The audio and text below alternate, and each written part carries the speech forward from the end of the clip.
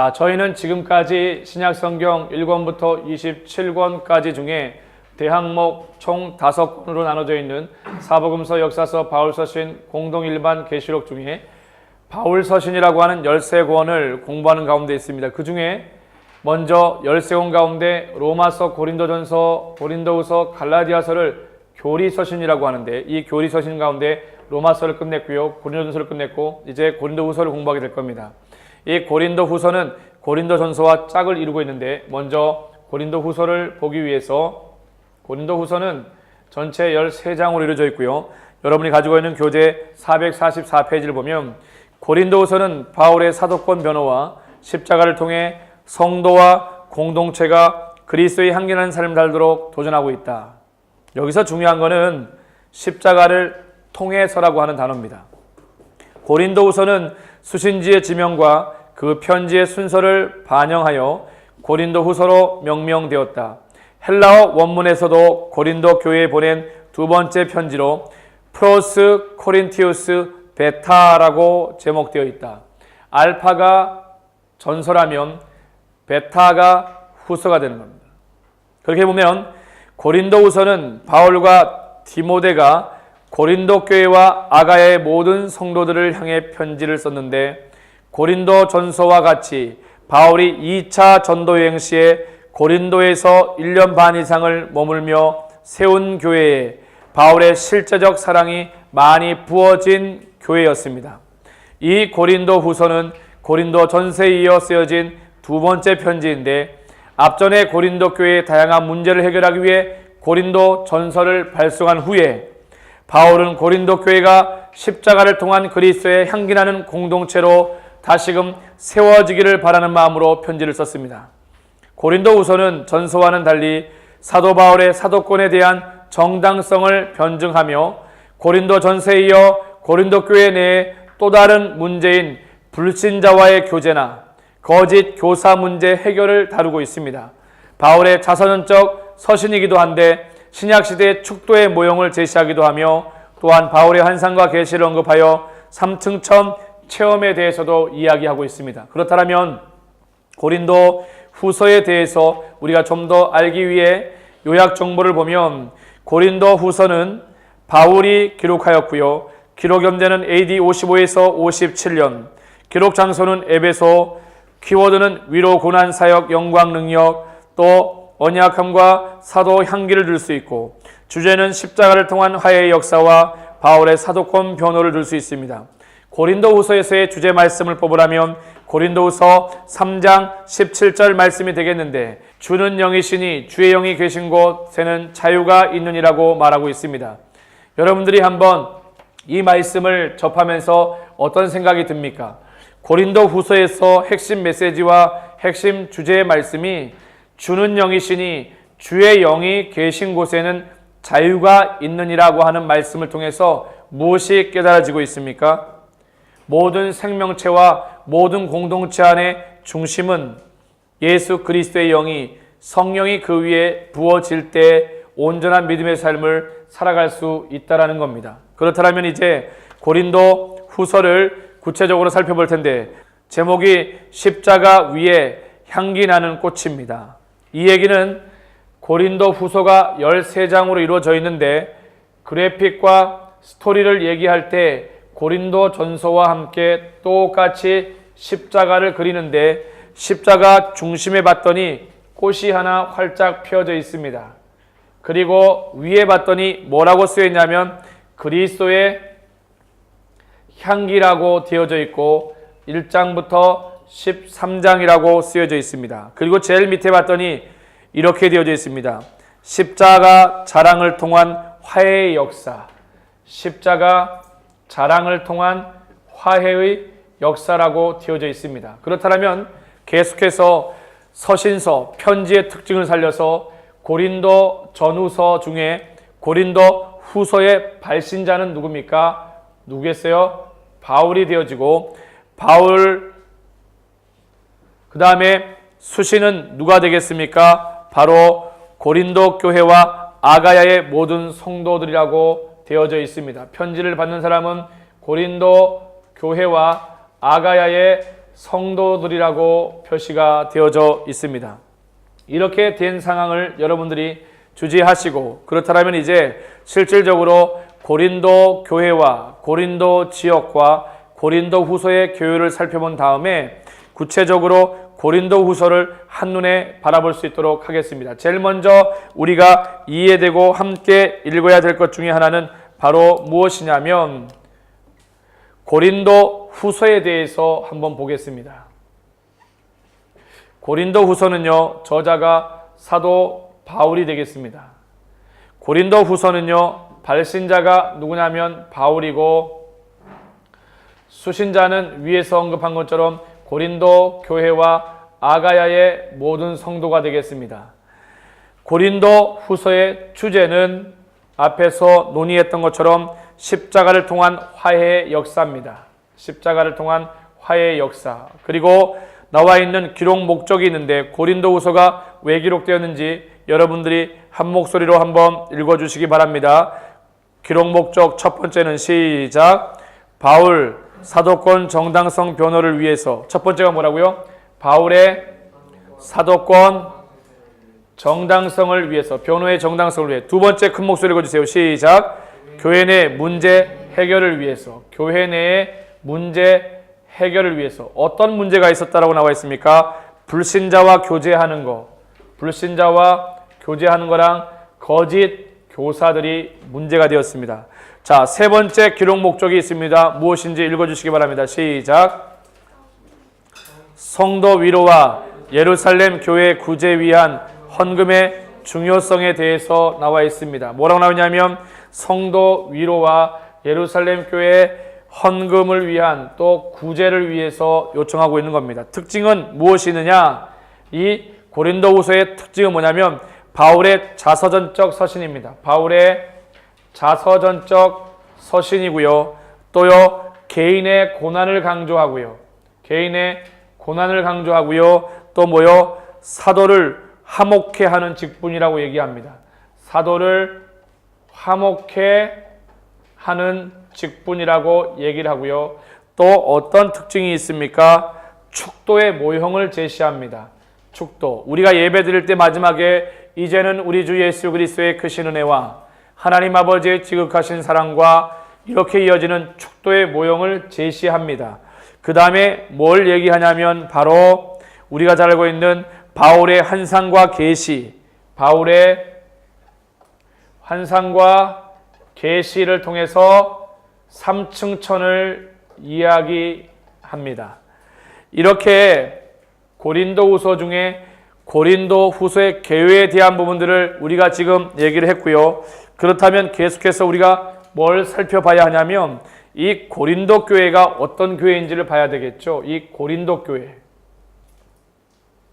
이 고린도 교회가 어떤 교회인지를 우리가 좀 살펴봐야 되는데 고린도 교회는 이렇게 얘기하고 있습니다. 고린도 교회는 바울이 2차 전도여행 때, 몇 차요? 바울이 2차 전도여행 때에 1년 반 이상을 그곳에서 머물렀습니다. 2차 전도여행 때에 1년 반 이상을, 1년 6개월을 머물게 되어집니다.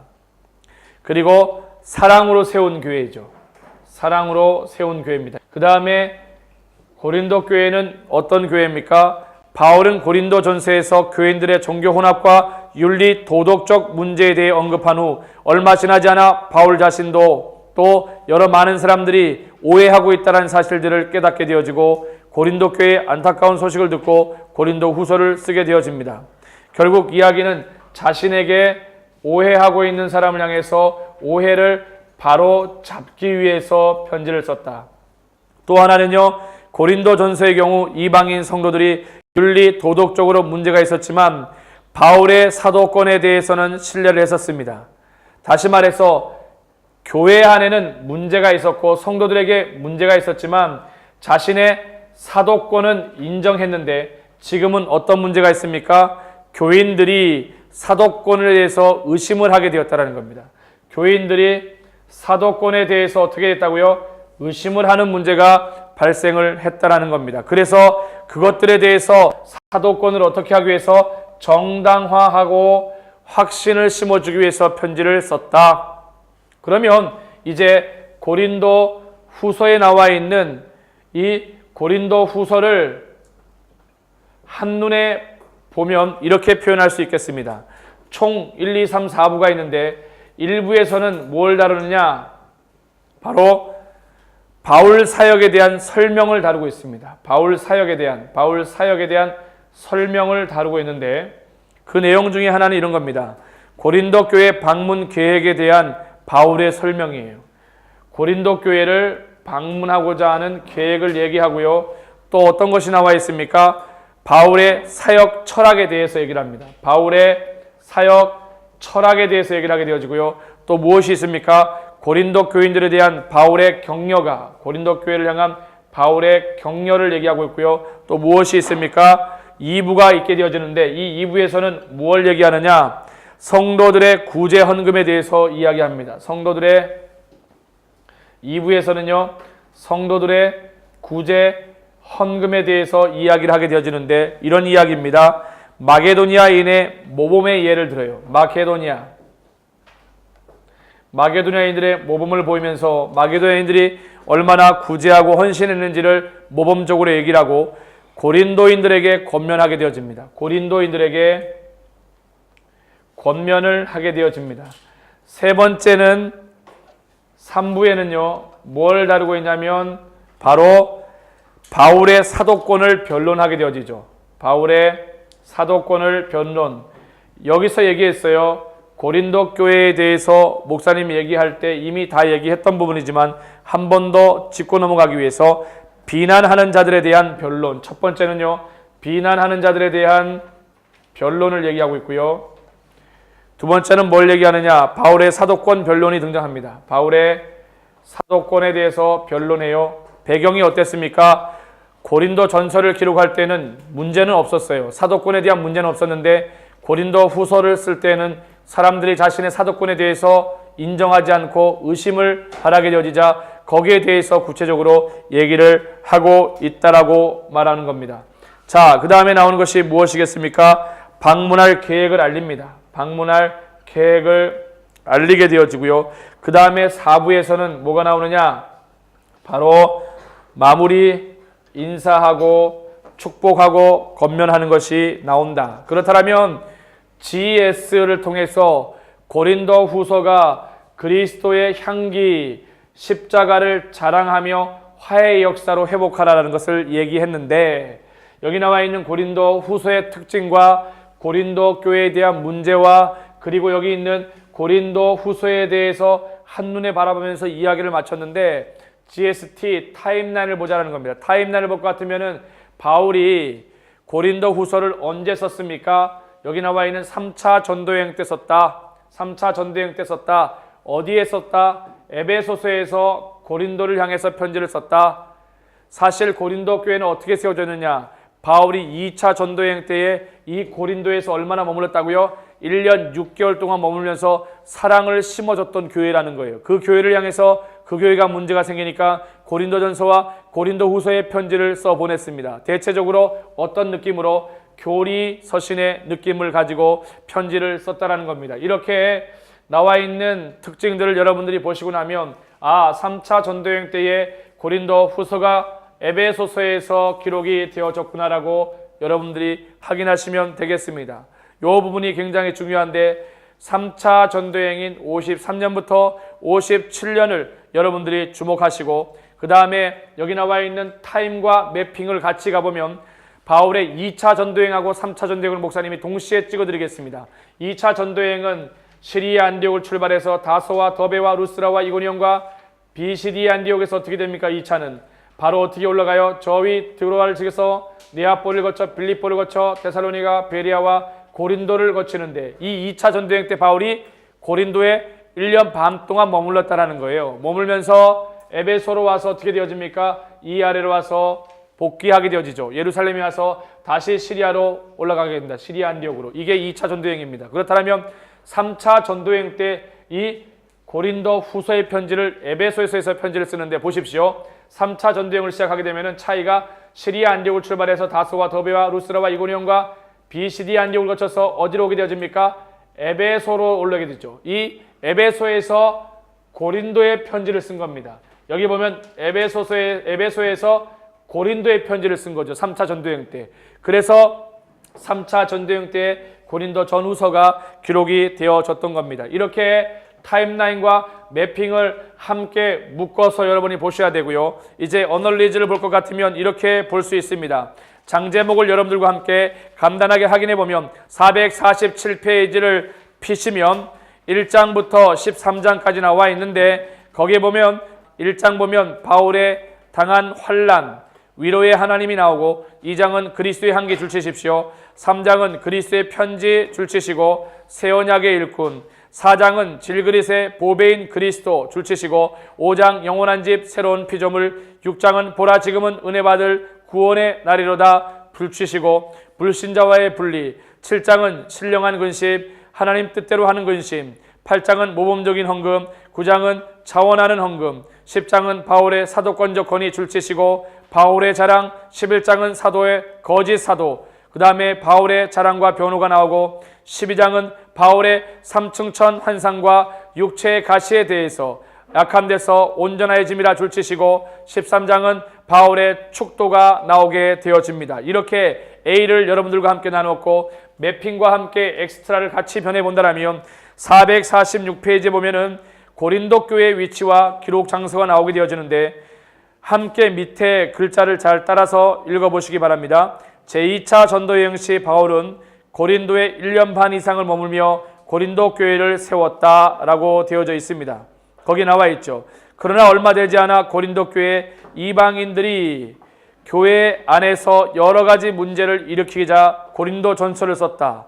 고린도 전서 발송 후 사도 바울은 자신이 오해에 대해서, 다른 말로 하면은 사람들이 자신에 대해서 오해하고 있다는 사실을 듣고 답답하고 안타까운 소식을 듣고 제3차 전도여행 시에 마게도냐에서 사도권 변론과 십자가 자랑을 통한 그리스도의 향기나는 성도와 공동체의 삶을 세워날 것에 대해서 고린도서를 보게 되어집니다. 여기에서 어떤 혼란이 올 수 있냐면, 목사님 바울에 대해서 2차 전도여행 때 고린도 교회가 세워진 건 알겠고 3차 전도여행 때의 목사님이 에베소에서 고린도 편지를 썼다라고 얘기했는데 왜 이 책은 마게도냐라고 되어져 있습니까?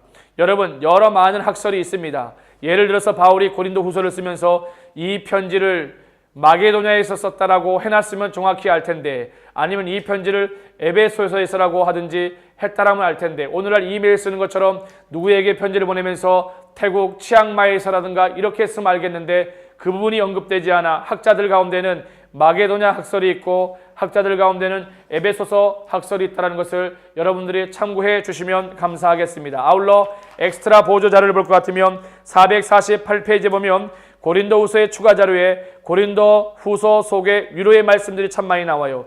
여러분 가운데 지금 위로가 필요한 사람이 있습니까? 혹시 여러분 가운데에 살아가면서 마음이 상하고 이런 부분들이 있으세요? 위로의 하나님 고린도후서 1장 3절, 환난 중에 위로하신 하나님 고린도후서 1장 4절, 넘치는 위로를 주시는 고린도후서 1장 5절, 고난을 견디게 하는 위로가 고린도후서 1장 5절, 1장 6절, 용서의 위로, 넘치는 위로, 만남의 위로, 위로의 전달, 위로와 기쁨, 평안의 위로 등 고린도후서 2장 7절부터 고린도후서 13장 11절까지 다양한 고린도후서 속에 위로와 격려가 나온다는 것을 기억하시기 바랍니다. 그렇다면 고린도 전서와 고린도 후서를 보면서 우리는 바울이 계속해서 이야기하는 핵심 테마 중에 하나가 바로 헌금에 대해서 요청하는 것을 보게 되어집니다. 그렇다면 신구약 속에서는 우리가 드리는 헌금에 대해서 어떻게 보고 있을까요? 자, 헌금을 드리는 태도는 흠없는 것으로 해야 합니다.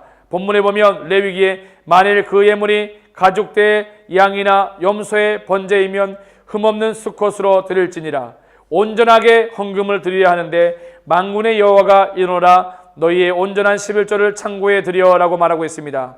미리 준비하여 드려야 하는데 그러므로 내가 이 형제들로 먼저 너희에게 가서 너희가 전에 약속한 연보를 미리 준비하게 하도록 권면하는 것이 필요한 줄로 생각하였노니 마음의 정함대로 해야 합니다. 각각 그 마음의 정함대로 할 것이요 인색함으로나 억지로나 하지 말지니 라고 되어 있습니다. 즐거운 마음으로 헌금을 해야 하는데 각각 그 마음의 정함대로 할 것이요 인색함으로나 억지로 하지 아니하고 즐겨내는 자를 사랑하시니라고 하나님 말씀하십니다. 아울러 모일 때마다라고 얘기하고 있는데 여호와의 이름에 합당한 영광을 그에게 돌릴지어다 예물을 들고 그의 궁정에 들어갈지어다라고 이야기하고 있습니다. 이와 같이 고린도 전서와 고린도 후서 특별히 이 둘이 연결되어져서 봐야 되는데 고린도 후서에 대해서 여러분들과 함께 1장부터 13장까지 이루어져 있는 고린도 후서를 십자가를 통해서 우리가 화해하는 역사와 그리스도의 향기나는 삶을 살기 위해서